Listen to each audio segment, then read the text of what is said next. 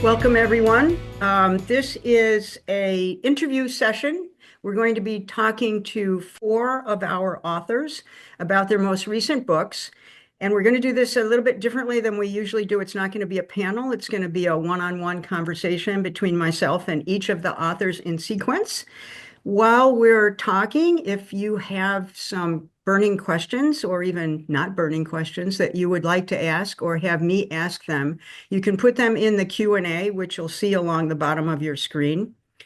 Don't put them in the chat because they tend to get lost and it's hard to find them. So I'm going to introduce each of the authors as we speak, and I'll give you their bios, and we'll talk about their most recent book and hopefully some of the things that they find most interesting about reading and about writing and about writing the books that they've most recently published. So we're going to start with Jane Fletcher, and we're going to ask the other authors to mute their cameras and their mics. So it'll just be Jane and I for a while. Jane is a GCLS award-winning writer and a recipient of the Alice B. Reader Appreciation Award Medal. Her work has been shortlisted in the Galactic Spectrum and Lambda Literary Awards in the past. She is the author of 16 novels published by Bold Strokes Books. And I looked up this afternoon the first book that each of the authors have published with us, and Jane's was The Walls of Westernfort in 2005, when I was wise enough to sign Jane after she left her previous publisher, and we republished the Solano series. So The Walls of Westernfort was the first one that we did, and Jane was one of the first authors that we published the year after the company was founded. So we've been working together for a long time. Her most recent book is A Wolf and Stone, which was published in July 2024, and that's the one we're going to be talking about, at least for a while. So, yes, here we go. All right, very nice. And this is a sequel to, we didn't choreograph this really, A Fox and Shadow, which was published the year before or 2 years before, Jane? 2 years before. Yeah. Okay. So tell us why you wrote these books and what got you started on writing these books and the kind of books that you write. These books in particular, I'm a history geek. I've always been a history geek. When I was 7 years old, I wanted to be an archaeologist. And in part, the first inkling of it for A Fox in Shadow was I was walking around the walls of an RNA kill fort near where I live, and just thinking about the Roman invasion of Britain. And I'm more pro-Roman than is fashionable at the moment. I mean, 200 years ago, if you talk to anybody, they would have said the Roman Empire was a great thing because they went out to all these people, barbarians, and they made them have baths and speak Latin, and it was a good thing. And now we kind of say, well, the British Empire, it's going to be the similar sort of thing. People were thinking 20 years ago, they'd go out, baths were optional, and they'd speak English rather than Latin. And noticing that it wasn't a good thing, it was nasty imperialism. And it's pretty much putting things in current situations back into the past, and it doesn't necessarily correlate. The stat I ever give out is the UK population or the England population, England and Wales, of the Roman Empire was about double what it was for any time up until the Middle Ages, and that was because they were getting food out to people.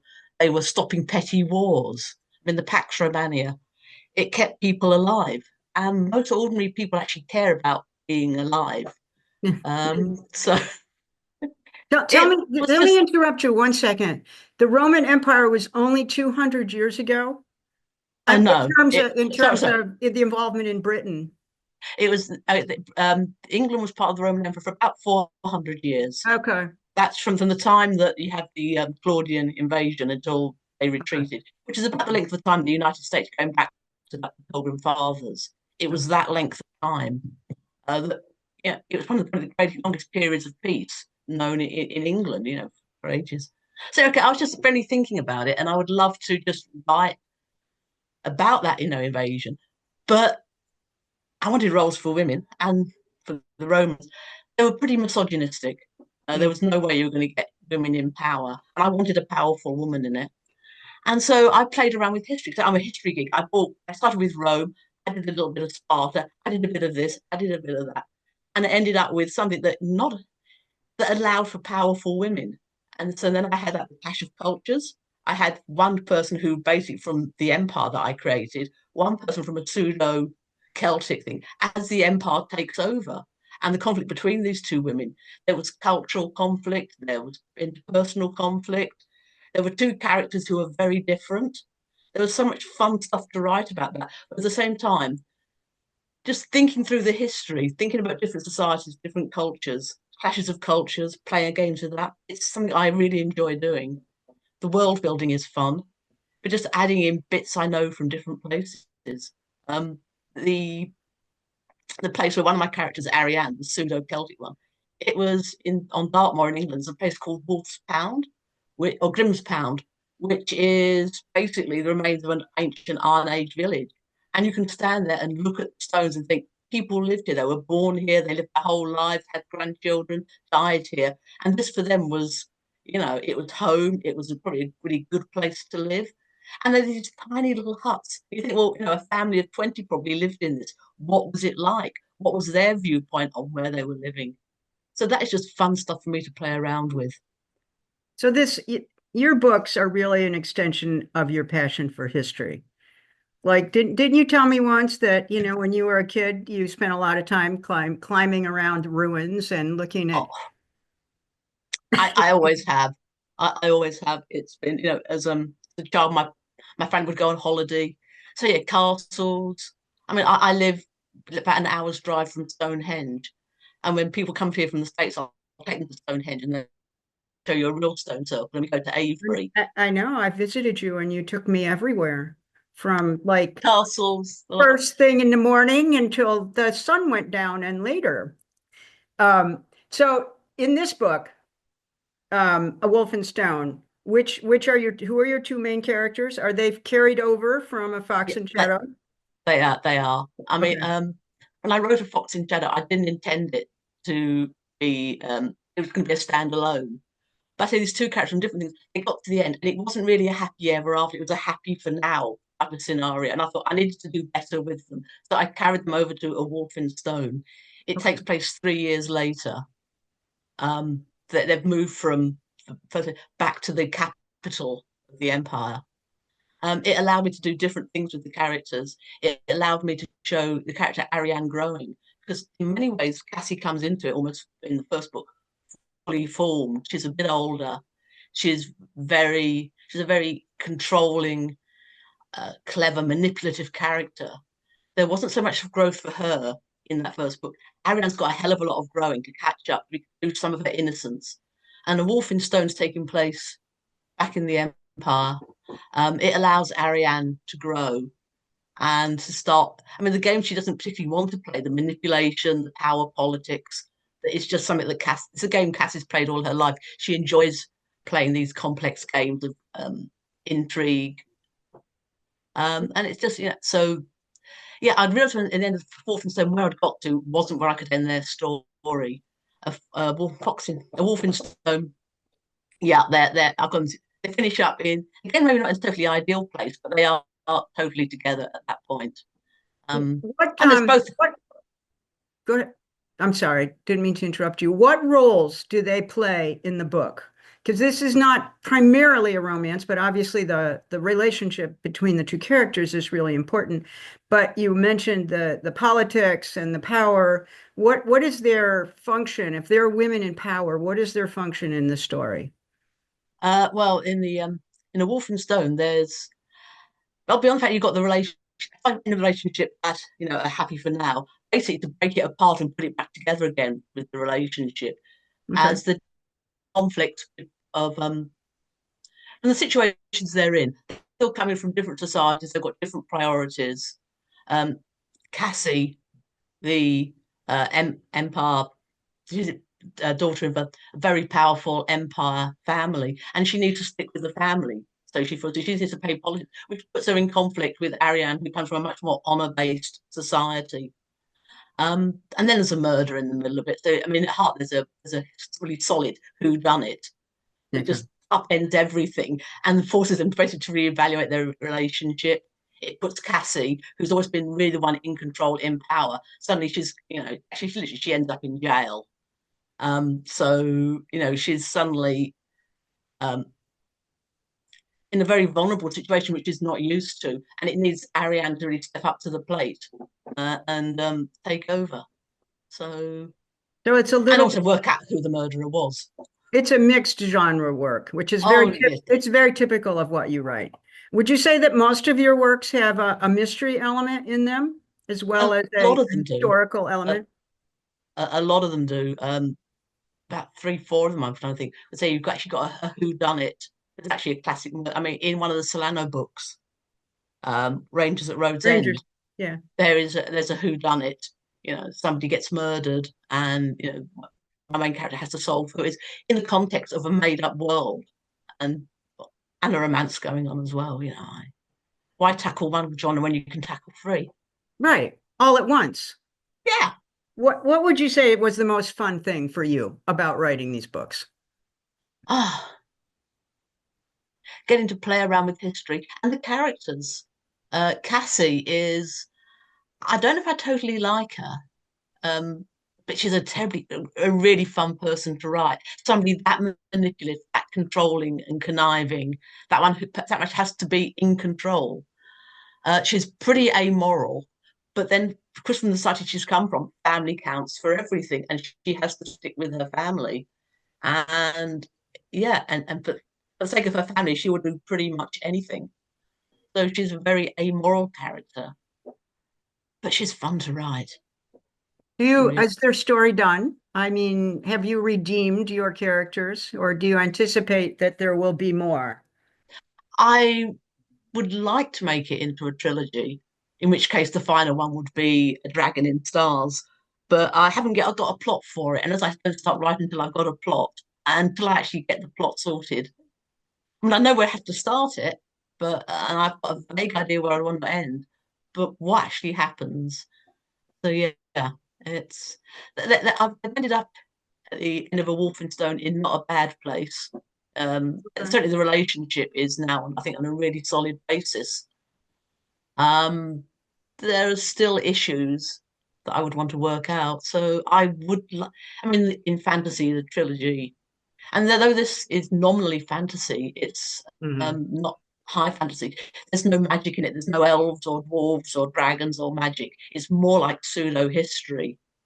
It's what Rome and Iron Age Britain might have been like if you had a different world and a different backstory and history to it. So it's yeah, there's no fantasy or made up elements like that to it. So, but there may be a third. Um, There might. for The those of trilogy though you, is a classic for the genre, so I'd like to do it as a trilogy, but I so haven't got a plot in yet. another 18 to 24 months, we might see another one. If I suddenly get the idea and it all just drops into place, yeah, I would love to do that. But Well, as I would just like to mention for the audience, for those of you who don't know all of Jane's work, that she has written a high fantasy series, The Lyremoth Chronicles, which is filled with magic and lots of other cool things. So I would urge everyone to take a look at Jane's works. We have all of them in print and ebook and whatnot. So, okay, thank you, Jane. Is there anything else you wanted to say about the books that I didn't ask you? uh, no, I think I've covered the my background. No, that's about it. Okay, all right. Thank you very much. Thank you. Okay, we are going to move on to Kristen Kepler. Hello, how are Hello. you? Hi. Are you ready? I'm ready as I will ever be. Okay. Kristen is married and lives with her family in the suburbs of Washington, D.C.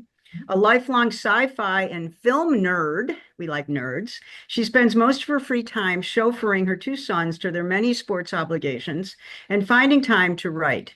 She enjoys video games, concerts, and cheering on the Virginia Tech Hokies. You know, it's a dangerous time to, give your allegiances when we're about to go into March They're Madness. not very good. I'm not worried. If only she could find time to sleep.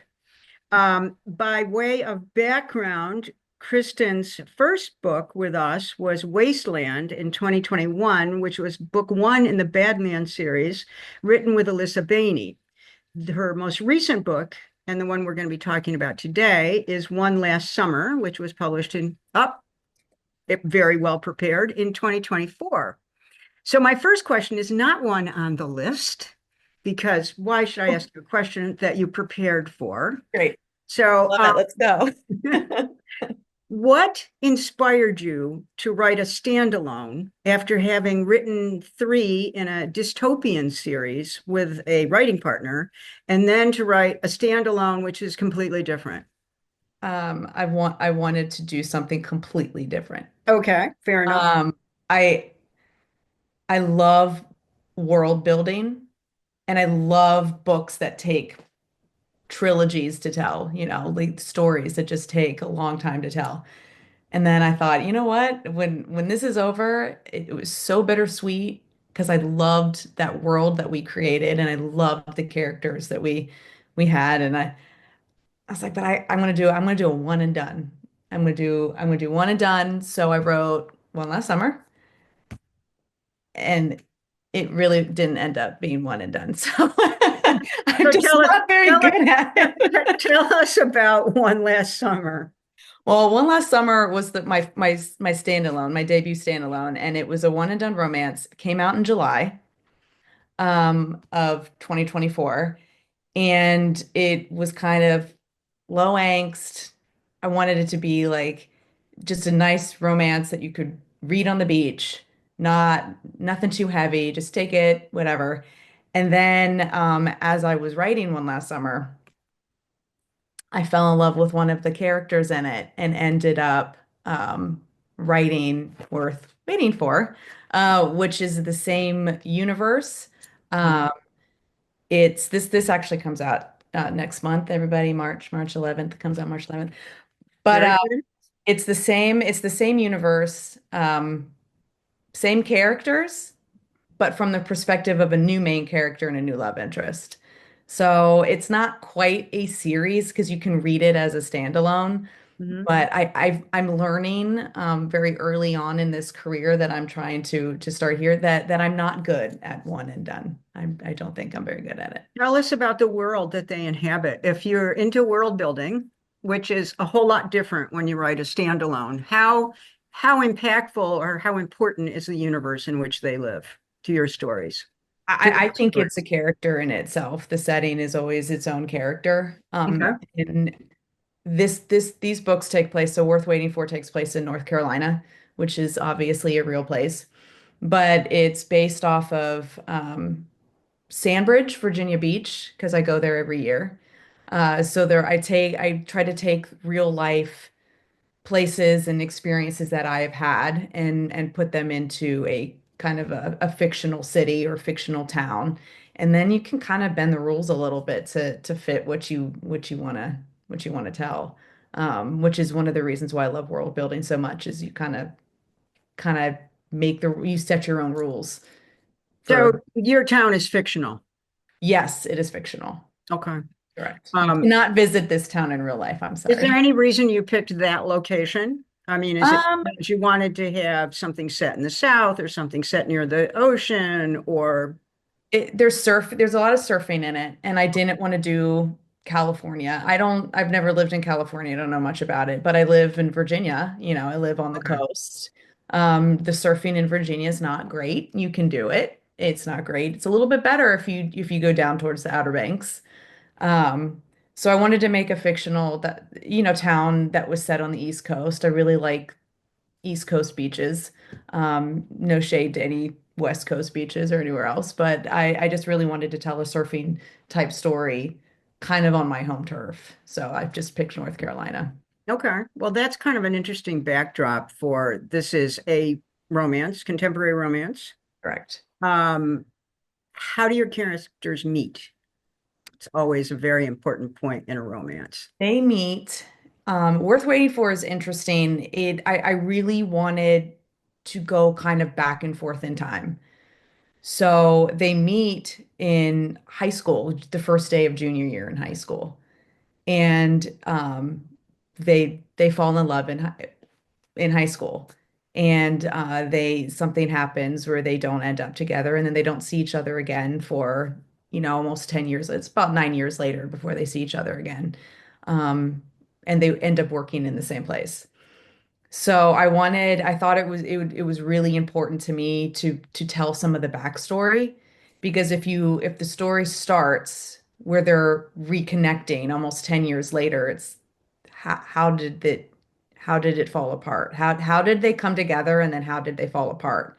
So I knew going in, and I was really excited about it at the time. And then as I'm writing it, I'm like, is this a good idea? But it's a flashback chapter, and then five present day chapters, and then a flashback chapter, and then five present day chapters. And the way that I tried to structure it was you're following them in present day, and they're not really speaking to each other. They don't really like each other right now. Well, Peyton is still very much in love with Hannah, but Hannah seems to want nothing to do with her. And so we find out more hints of what happened to cause this rift with those flashback chapters, because Peyton has tried so hard to just not think about all of the heartache that she had to go through, like when they broke up. So, So you've got basically a second chance romance. correct. Okay. It's a second chance. And it is a little bit of a different structure. I mean, there's a lot of ways to do it. You can always do a prologue, which gives you a very condensed version of your two characters. The way Right. you've done it is a lot different because you've worked in larger aspects of the past, Right. sort of entwined, which is a lot more challenging, I think. Did you find that um, did it stop your forward motion to write a flashback? Did it interrupt the flow of the present day romance? To me, it actually helped it. Oh, I know there's the big debates where you have the pantsers and the plotters, and I'm more on the pantser side, as much as I try so hard not to be, but I will write an outline. hey, nothing wrong with pansters. No, I don't think so, but I'll try to write an outline, and then I never stick to it. So I'm like, so Right. what am I doing? Like, why am I wasting my time writing this if I'm not going to stick to it? So, but it helped because I would know certain things that I wanted to happen, and then I would wonder how I was going to get to them. And I felt like the flashbacks really helped me get to it, because I could kind of connect a moment of them together when they were happy, when they were in love, and then it kind of pushed to what was happening in the present. So I actually found that the flashbacks helped me go forward. And when I got stuck, I could kind of rely on them in a way to help me tell the story and to paint like a bigger picture. It's interesting. In a way, you have two parallel stories, even though they're temporally disconnected. Right. Because if you don't tell the whole story all at once, or you don't tell the crux of why they're no longer together all at once, it's a story driver because it holds on to the reader's interest to push them through the story. So I think that that's an interesting way to do it. Um, what made you want to write a second chance romance? Well, when I was writing One Last Summer, the main character, her name is Emerson, and her journey is she's kind of stuck in life. It's a new adult. She's supposed to do this internship to get her dream job and her dream internship, and she's not looking for romance. So she spends the summer with her aunt and uncle like she does every year, and she has a fling with Peyton. And then the next summer she comes back and she's like, you know what? I really need a distraction. Doesn't do romance. She doesn't want a relationship. We're gonna reconnect. We're gonna do another no string summer filled whatever of intimacy, but without the real, no relationship. But while she engages in this no strings relationship with Peyton, she ends up falling in love with Alice. And as I was writing it, Peyton is not a jerk. Like I did not want her to be like she's kind of like the playboy, but she's not a jerk about it. So she doesn't go around breaking hearts on purpose because she has all this baggage. She likes to have sex, but she doesn't want the relationship part of it. So as I was writing One Last Summer, I just really liked Peyton. Mhm. I really liked her. And I'm like, well, why does she why does she not want a relationship? Is she okay with this if she's a smart, attractive, kind person? Like, why would she not be in a relationship? So then I'm writing this one book and I just kept thinking so much about Peyton. And then I'm like, ah, damn, like so much for my one and done. So I literally opened another document and I was about 6 chapters into One Last Summer. And then I started writing Worth Waiting For at the Yeah. same time. And then as I'm writing Worth Waiting For, it was cool because I was developing Peyton more and more and more. And then I could take a little bit more of this personality that I was really focusing on, and I could drop more of that into One Last Summer to set it up for Worth Waiting For. Huh, that's interesting. Let me ask you this as a final question. This is a tough one. Do you think doing it that way took anything away from the first book? I hope not. I mean, I hope not. yeah, it's interesting. I know lots of people who write more than one books at one time. I've never done that only because, I like to be so immersed in the primary characters that Oh, I'm working absolutely. on. But it sounds like it worked really well for you. I mean, especially since halfway through you knew this was a character that you were going to write more about. I think it added depth, a little bit more depth to One Last Summer than what I was going for, because I added a little bit more Peyton and how she was feeling and her feelings and in that, as opposed to just, oh, here's this character that Emerson meets and she has this fling with, and then when she's done with it, it's over. Like there goes Peyton. It kind of she served a bigger purpose to the story, I think. It gave her more meaning. It gave their fling more meaning because then I could treat it like, Peyton would think she thought of it as this is my longest relationship, even though I know this isn't a relationship. And I don't think I would have gone that way and if I hadn't figured out who she was as a person and why she was the way she was. I like that in the second book, instead of hooking her up with someone or connecting her, I should say, with someone contemporary from the first story, it's a completely new story with all new backstory. Correct. I think that makes the second book a lot stronger and differentiates the two. Right. And I bring, the characters kind of, there's Emerson and Alice, they're in the first book, they're going to be in the second book. And I think it's cool that, I can play with these characters. And if you read One Last Summer, then I think it's cooler to see them when they pop up and Worth Waiting For. So, And when is Worth Waiting For coming out? it comes out March 11th, comes out Aren't next you month. like Unless you buy it at Bold Strokes, which everybody should be, and then you can get it March 1st. yeah, then it's right around the corner. That's Okay. right. Great job. And Thank they you. sound great, and it sounds like a really interesting process. So Thank you so much. well done. Thank you. Okay. Um, it looks like Deb is not here, so we are going to go to Julie Cannon. Julie, I'm pretty sure I know Julie kind of well. Um, Hello, everyone. Hi, Red. okay, Julie Cannon has published 24 novels and numerous short stories with Bold Strokes Books. Rescue Me and Wishing on a Dream were finalists for the Lambda Literary Award Best Lesbian Romance. I Remember and Fire in the Sky, written with a co-author, have won both lesbian romance from the Golden Crown Literary Society. She can be found on her website when she's not driving around in her new five-wheeler? Is that what we're calling it? No, it's called the fifth wheel. Fifth wheel. Okay. Wheel. I'm never going to get that right. At Okay. juliecannon.com. So Julie's first book with us was published in 2007, Come and Get Me. Mhm. And I have a little story about that. When I first reviewed the submission, I really liked it. And some of the reviewers thought it was okay, but weren't wild about it. But I said, this author can really write, and she writes great sex. So we're taking this book, which I have never regretted for a moment. And hopefully Julie has never regretted publishing with us. Nope. We've had a grand adventure since that time. So tell us about your most recent book. My most recent book is Wildfire. You see my name on the bottom here and my co-author right here. It's a sequel to the first book that we wrote, which is Fire in the Sky. So, and it's the first time I wrote a sequel. And when I wrote the first book, I knew a second one was going to come, or we would have liked for it to come. So that put a little bit extra pressure on trying to figure out how I would move on to the next one, because unlike Kristen, I can only do one book at a time.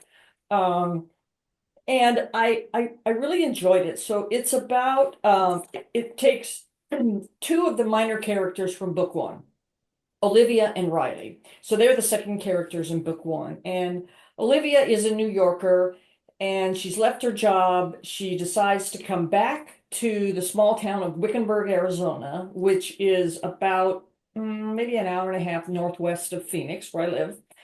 And she's come back to the Red Sky Ranch to help her BFF Elizabeth expand the ranch. And she's kind of at loose ends a little bit. Never thought she would come back to a place out in the desert with scorpions and cactus and dirt and all that kind of stuff. So she just come back to the ranch. And then the other character in there, her name is Riley, and she is a firefighter, both forest fires and a city firefighter. And she has the some challenges like a lot of first responders do in terms of trauma and, things that they've seen, things that they've experienced. So she's working her way through that as well. So it's their turn. It's their turn at the story and developing more out at the Red Sky Ranch. Have you ever written anything like these two books before? I don't mean the partnership part. We can talk about that in a little bit, but how do the stories differ, if they do, from the standalones that you've done? Um, the first one, Fire in the Sky, wasn't that much different because it was I kind of approached it as a standalone, even though I did just say that I kept in the back of my mind that there was going to be something else, a next book. So I really focused on what's happening in this book, what's happening with these characters, and tried not to pay too much attention to what was going to happen in the next one. Um, I think the setting, it's the first time, well, I'm not sure, but I know there have been some other settings in Phoenix, but this one really was out, out in the Southwest, Right. Out in the boonies. out in the boonies. Yeah. So if how do you feel about Wildfire compared to Fire in the Sky? Do you think that it was more difficult to write or easier to write because you were, writing in the same world? And we're talking about world building. Did Right. that help in terms of writing, the next book in a connected, not a sequel, but in a connected series? Did it help or not? That wasn't the hardest part. I think honestly, it was much, much harder. And some of it was I had to go back and reread book one to find out get some specifics in it. Because I wrote it, you edited it, you added to it, then it was edited, and I needed to go back and read it a couple of times to get the details that I needed to be able to make sure were included correctly in the second book. So I've got, one of my copies is all highlighted about, okay, here's how this is described. So when I describe it in book two, I got to make sure I describe it the same way. Those sorts of things. So that was a little bit harder. And then I really didn't know how much backstory to add, how much of the first characters I needed to include in the second book. I wasn't sure about all of that, and it just seemed to be a lot harder. It didn't come naturally, so to speak. I think that was probably a big challenge in the sense that you hadn't done it before. And it's completely different, even when you write connected stories, that you have the leg up because you've already got your setting. Um, Maybe one or even both of your characters have been in the previous book, but I agree with you. It's a real balancing act trying to figure out how much do I carry over, how much needs to be unique to this story. I mean, I think that what you ended up doing, the balance was, really good. But I think that whenever you contemplate writing connected books, you have to be prepared, not just you, but anyone who's doing it, for a different experience. Mhm. And I agree with you. Unlike Kristen, I could not I think about other books that I want to write while I'm writing one, but I never let myself go there. I'm afraid that it will get me off track, but everybody has a different process. They do. You They know, do. for some people it Whether works and for other it doesn't. right. What of all of your books, what do you think was the easiest one to write? If you had to say this one just flew out without any, any angst. The first one, Come and Get Me, Come because and get me. Yeah. You yeah, know why? Because we don't know what we don't know when we we write don't our know what we don't story. know. That's right. So That's it's always easy. always easy. The story just kind of came out. I didn't worry about, nor did I know how to structure a story and that kind of stuff. So that was probably the easiest. After the editing, of course, was pure hell, but all that does is make you a much better author. And so the ones after that, like the next four, five, six or so, I think were harder because I was trying to get it structurally right, Mhm. based on what I've learned in all the other ones. And then, so the more you do it, or the more I did it, the more it's like, okay, now I get it. I need to start a chapter like this. I need to end it like that. I need to put this over here. It's just, I learned, and I really learned instead of going back and looking at my notes as I went through it. So yeah. Yeah, I agree with you completely. I think that the more we know about writing, the better writers we become, but the harder the process becomes. Right. I mean, I don't know about you, but I've noticed that it takes me longer to write a book now than it did in the beginning, when mostly it was just the story I cared about. And I Right. wasn't really thinking about this is a novel. And how Mhm. is this supposed to work? And how does this, maintain interest for the reader? So yeah, the first ones are always the easiest ones, I think. Um, and so now I'll ask you the $64,000 question. How do you feel about writing with another author? Is it something you would, you know, recommend, not recommend, glad you did it, or you're done? Now, you don't have to answer all of that, but I wouldn't recommend having your writing partner as your favorite author, the most prolific, well awarded author, and your boss at the same time. Um, it's oh, just, I, you know, it. I wouldn't mind writing it with somebody else. okay. Maybe a little bit differently, like we collaborate on the story versus I wrote for these two, I wrote the first draft and then you put your fabulous hand on it. Um, but when I wrote the first one, the added pressure I put on myself was unbelievable. It's like, oh my God, Rat's going to see this. I'm writing this with Rat. I have got to have my shit together and do this perfectly. So that added just a boatload of pressure that on both books that I really didn't think I needed to do on myself. But I would do it with someone else because it's a lonely process. We all know that. Mhm. And being able to bounce ideas off of somebody, my wife and family, they don't read my books, and so they don't get it. If I were to say, I'm really struggling with this, there's nobody to help me other than, maybe a couple of fellow authors that I know, but I wouldn't be adverse to, trying it with somebody else. Yeah, fair enough. I mean, I think that um, it's a completely different process. I mean, when you share a work, even when you've come to terms at the beginning, like we did, we did all our character studies, we talked about the conflict, we talked about some major scenes that might be in the book, Mhm. but there's also, there's a personal aspect to writing a novel that when you share it, it changes. Mhm. Um, I think that part of the reason that your name was the first name that came up when um, the issue of maybe writing with someone else is because you're a good writer with a good ego, and that's really important. I mean, I think that it wouldn't have worked probably with most people, but I think it worked really well, and I think the books came out really well. I, Um, I'm really happy with them, yeah. what do you have any thoughts about what you might want to write in the future? Taking a Um, break with your fifth wheel? Taking a Is break, that yeah. Well, right I to do define? something when I'm out in the middle of nowhere, camping and stuff. Yeah. When I'm not working and doing, other kinds of things. I don't know. I've got a couple of ideas of other things. I I really like the process I went through when I wrote uh a book several years ago called Summer Loving, and it was three shorter stories, shorter, Mhm. like little novellas, but all three women were connected. Um, and so those just came out really easy because I think those of us that are authors know the first third and the last third are the easiest. It's the middle part that just, okay, now what do I do here? Mhm. So I was kind of been thinking about what I could do maybe in that realm that have maybe just two of them, but still the characters need to interconnect. I wouldn't be, we can certainly talk about book three in this series.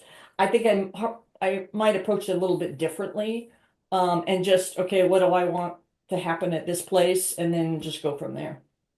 Okay. Mhm. All right. I have one last question for you. So, does your family read your books, and what about your kids? They don't. Well, my sister does. My kids don't. I don't necessarily know if I'd want my kids to read them. My kids are 24, 25, and 42. So, you know, there's one They could book probably handle it. they could probably handle it, but I don't know if they'd want to know that much about lesbian sex, i.e. their mothers, so but they could. They've never asked. They haven't asked. If they were to ask, I would let them read one. Now, in the beginning, my kids were like 8. Can we read your book? No, kind of thing. The first thing I published with you was a short story, and it was in Erotic Adventures.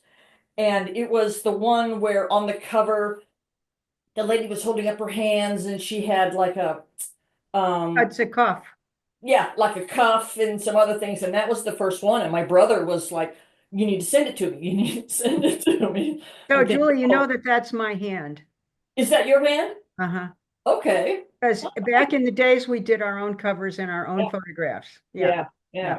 But my sister has read all of them, and my parents were always proud. They didn't ask for anything, but my mother would always call me, her author. My daughter's an author, and then she would specifically say exactly, lesbian fiction, that sort of thing. So, I'm one of the luckier ones, I suppose, where I have complete family support with it.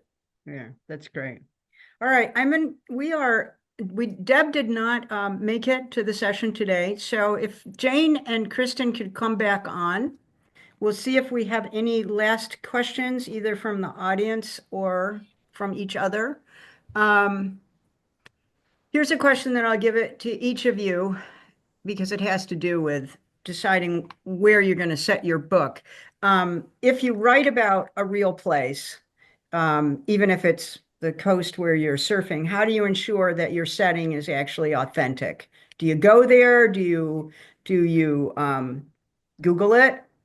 How do you, or how do you determine that everything in your book is authentic? Anything special that you do? Um, Jane? I know you can't go back in time, but I know that, okay, you there might be was able to. the one book, Isle of Broken Years, actually starts in a real place and time, 1631 on a Spanish galleon going out, and there was a bit on the coast, and I did actually use Google. I got Google Maps. I dropped the little yellow person down and walked around to see actually what do the plants look like around here. So I have occasionally done stuff like that. Um, I do. They say though that you can't go back in time. Right. Venice is one of my favorite places on the planet. Yeah. It's a city without cars, and until you walk around Venice, you won't understand what cars do to cities and what they're like when cars aren't there.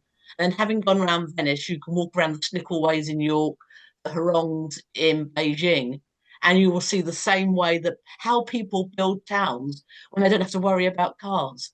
So there's that degree of authenticity. I need to go back to Venice every 5 years or so just to get the Yeah. I feel mean, for you're what. right, actually. There are places, I mean, Britain is full of places where you can walk back into history. In the States, we can't do that very well because we don't have much history. But so you're fortunate in that regard. Kristen, how do you research or, ensure authenticity in your books? I try to put real life examples and I mix things that have happened to me and places that I have been in to my setting, um, mixed with some research. And I feel like if you have just enough accuracy, then the things you're not accurate with, it people won't mind. As long as it's not outlandishly, Mhm. crazy. Okay. Like, oh, I was driving down the streets of Washington, D.C. and saw all the palm trees. Like that happened. Right. But, Or like the cherry trees in Canada. Right. right. So it's like, I used to watch X-Files and I lived near Lorton Prison. Like we would hear the sirens go off when someone escaped. And there was an episode that took place at Lorton Prison and they showed it and it was like No. obviously filmed in Canada. And I was like, it's not Lorton Prison. But I think if you're accurate enough, then if you don't do your research 100% and you don't nail something, there might be a little bit of a grace. All right. Julie? I always ask, what did authors do before Google? I have no idea how they did what they did. Obviously, they got on a horse or a bus or a car or something and actually had to go there and actually do a lot of research. Now you don't even need to leave your house to write about anything you want to write about. There's Google Earth, there's just so many different things. And you can always go there and then you can, ask your accountant if you could write it off on your tax. Mhm. It's a Mhm. business I expense. think that was a big, method for research was go there Absolutely. It for was a the week only- during it was good probably the weather. only one. Yeah, the only one. Yeah. Yeah. And I think, to Kristen's point, you've got to have a lot of accuracy in it so that anyone who knows that area can say, oh, okay, I get it. If anybody's driving, through Wickenburg to Las Vegas that has read my book will say, oh, there's this street, that street, there's the cafe or whatever. If you try to get too specific, sometimes people will pick it apart. Mhm. That's not there. There's not a hotel in Wickenburg called, Right, know, exactly. Friday Hotel. So it's kind of you kind of like need to, it's a fine line between a lot of specific behind it and enough that, like I said, to Kristen's point, that people say, okay, I get it. Yeah. All right. Because actually, there's also the point, though, that pre-internet, most of your readers couldn't go there and check it out either. All right. There is that. All right. Well, I think you all did a great job, and this was really fun. This was Sandy Lowe's idea to try this new format. Okay, so I think that thanks to everyone in the audience, and thank you guys.